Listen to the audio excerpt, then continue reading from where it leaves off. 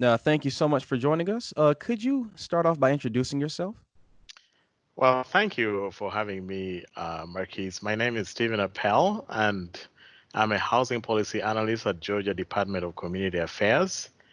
And I am in charge and responsible for preparing the annual action plan for HUD programs and the subsequent annual performance review for the HUD programs to ensure that the programs are benefiting the communities in the way that HUD stipulates. Okay. And how long have you been doing this with DCA? I have been in DCA for about a year now, and I'm enjoying every time of it. Oh, I was glad to hear that. That's wonderful. What about other experiences that you've had in this housing area in general? Well, I have an educational background, a master's in economic development with housing policy emphasis, and also I have a PhD in urban planning with transportation and housing. I have worked in the field for over 10 years in housing and transportation. I worked as a consultant in Texas, helping many cities in the Dallas-Fort Worth area develop community development plans. And I also taught at universities as a part-time lecturer. Oh, wonderful.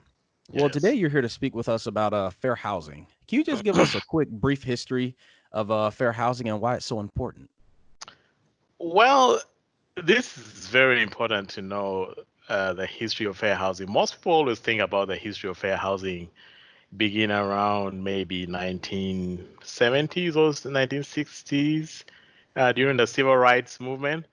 But actually, fair housing harkens back all the way to 1866 Oh, wow. when the first civil rights declaration was made. And if you remember, this is the time after the Emancipation Proclamation, and that was just when the Civil War had ended. So actually, the first Civil Rights Act or declaration was in 1866 when it stated that every American, irrespective of their color or their race, should have a right to possess, own property in a place of their choice. Now, of course, because at that time the prevalent issue was race, the fair housing issue was mostly connected to race. But eventually, of course, it was expanded to other demographic categories. Now, fast forward to 1938, we had the problem called redlining. This is when banks with taxpayers' money would go to certain neighborhoods and put a red line where there was a high concentration of persons of African American descent or African descent, and sometimes also Jews and Catholics, and they would discourage lenders from servicing mortgages in that area, or they would go to the communities in that area and tell them, oh, you have a lot of people of color or minorities coming in this neighborhood, you better leave. And they would turn around and then sell these homes and provide mortgages to African Americans at a very high cost compared to the white majority.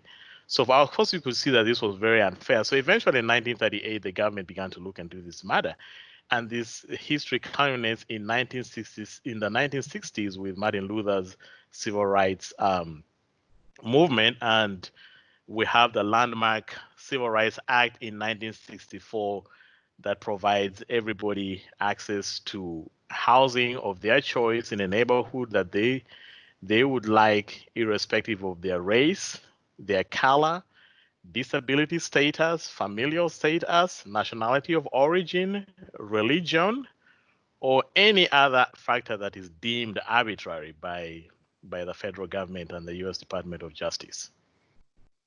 Oh, wow. Well, thank you for sharing. Something that is important to note is that a lot of people don't realize the historical connection fair housing has to civil rights movement. So, Yes. yes, I'm glad that you touched on that. Could you expand upon like the implications that has like till today? So, for example, if someone would have been a victim of redlining earlier in the 20th century, how would that affect their family generations later into the 21st century?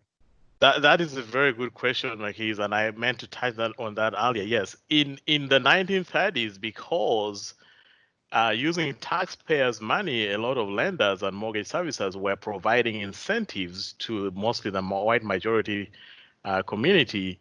They would allow them to build wealth because they could own homes at a very low interest rate.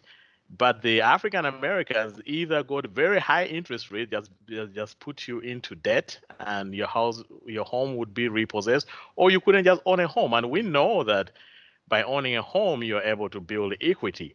So you can see that while the white majority had the ability to pass wealth to their children and their grandchildren, the African Americans were set behind. So you couldn't pass wealth to your children and grandchildren, and this is kind of perpetuated a cycle of poverty and lack of asset wealth among African Americans and a lot of minority communities. And to this day, even though the federal government eventually made that kind of action, redlining, illegal, you can see that certain neighborhoods that were redlined in Indiana, Atlanta, and whatever, up to today, they are still the most impoverished locations in our communities and in our towns.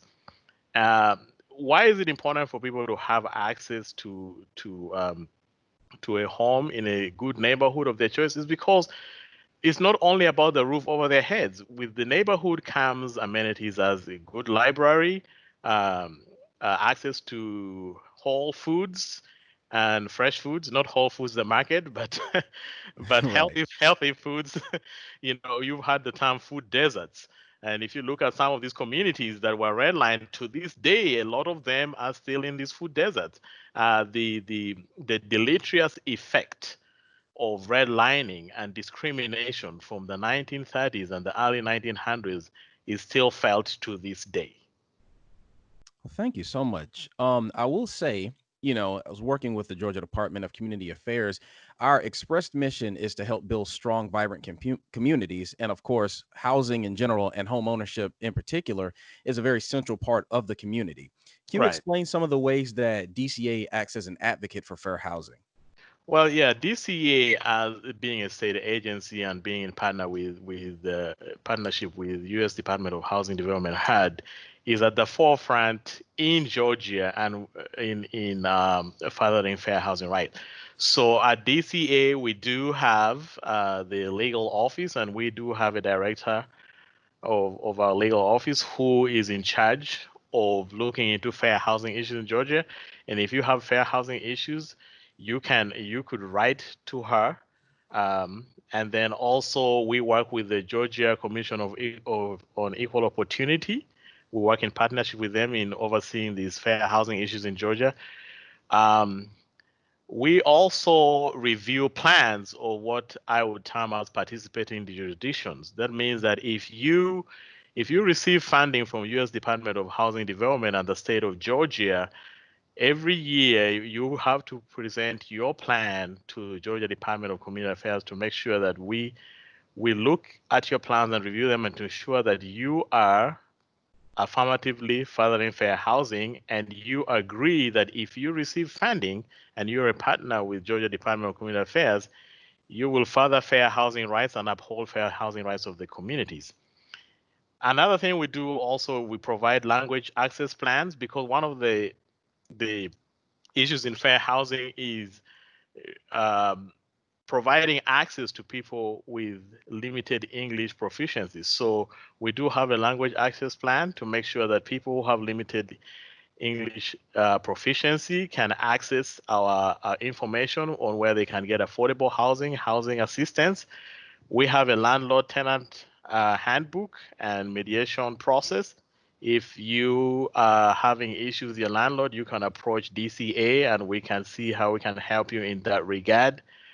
Um, we provide training through our programs, seminars, educational outreach, and then also lastly, every 3 to 5 years, the Georgia Department of Community Affairs, as required by U.S. Department of Housing and Urban Development, is required to review all its programs and plans in a process called analysis of impediments to fair housing. This is a process in which we go and look at the programs and ask ourselves, how are the programs doing as far as fair housing is concerned? Are there certain policies that may exclude certain people? Because in our good intention and in our activities and programs and processes, you might unintentionally infringe on somebody's fair housing rights, maybe making it difficult for them to access certain programs, or maybe you don't provide, or maybe your policies are not they're only in English, and people who speak Spanish or Chinese cannot access the programs. And also, we issue a survey asking the communities, our property managers, our participating jurisdiction, nonprofits, people living with family, whether they have faced discrimination in the past 5 years, and if they have reported it. And also, we provide information during the survey how they can report incidences of discrimination. We also survey the participation jurisdiction to make sure that they are affirmatively furthering fair housing. Interesting.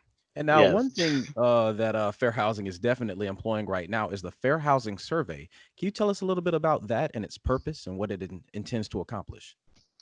Well, the fair housing survey targets everybody within the housing sector in Georgia. And what we're doing is asking and evaluating your experiences in buying or renting a home, or if you're a property manager, your experience in in managing a property, or if you are a participating jurisdiction, your experience in furthering fair housing within your city, county, town, or municipality. And what are we asking? Basically, the survey is for the homeowners and the renters and people living with family. We just want to find out, how was your experience in looking for a home, in buying a home? Were your rights infringed upon? Were there certain things that you felt were discriminatory practices? And then also for the jurisdictions, we're asking them if they have incidences in their communities, such as neighborhood segregation or limited representation on their boards for minorities and protected classes. Now, one of the things I'd like to mention here is that fair housing is not only about discrimination, but it's also to reduce the extent to which our neighborhoods are segregated. Because remember, from the 1938 incident that I talked about earlier, our neighborhoods were segregated and certain neighborhoods were redlined. So this was considered a black. One neighborhood was considered black, one was considered white, and one was considered Italian, and this was not acceptable. So when we are surveying the jurisdiction, we're also trying to find out, to what extent are you trying to mitigate this issue of segregation of neighborhood by income and race, and what actions are you taking to mitigate them? Of course, we know that this doesn't happen overnight, but we would like to see that the jurisdictions are taking actions, maybe changing zoning laws and codes to ensure that we don't have neighborhood segregation and neighborhoods by segregated by race or income. All right. Well, how could people reach out to you and your office and your team? How exactly would they be able to get in touch with people and find resources? Well, we do have the DCA website that you can go to, and it has a wealth of resources. It's very easy to navigate. And you can find all issues, all resources you need for fair to assist you with your fair housing questions and concerns. But we also have an email that you can write to, which is fair housing. That is one word, fair housing at dca.ga.gov. And if you write to that email, somebody will respond to your fair housing concerns. Absolutely. And we'll make sure that we have all the resources available, the links, the website, contact information that'll all be included in the description down below. And Yeah. with that, before we close, do you have anything else you'd like to share? Anything you forgot to mention? Well, I would, I'm thankful that we have this opportunity to talk about fair housing. I think it is something that, especially for the protected classes, and many times you feel like you're out there alone. But I want to let you know that we do have a plan in place to care for everybody who feels that their fair housing rights are being infringed upon. You can reach out to our contacts at DCA. And also, another way you can help us further fair housing rights in Georgia is to take our fair housing survey. We just finished the first round of a fair housing survey in Fair Housing Month. April was Fair Housing Month, and we got a very encouraging response from homeowners and renters and participating jurisdiction. And again, in the midsummer, we are going to be opening this survey again. So if you see an email from Georgia Department of Community Affairs asking you to take a fair housing survey, please help us, because when you speak up, then we know how we can help you and further fair housing rights in Georgia. Without you, we really cannot know what is happening there on the ground. Thank you. All right. Well, this has been Steven Apell. Thank you so much for joining us this morning. Thank you, Marquise. You have a Thank great day. thank you. You too.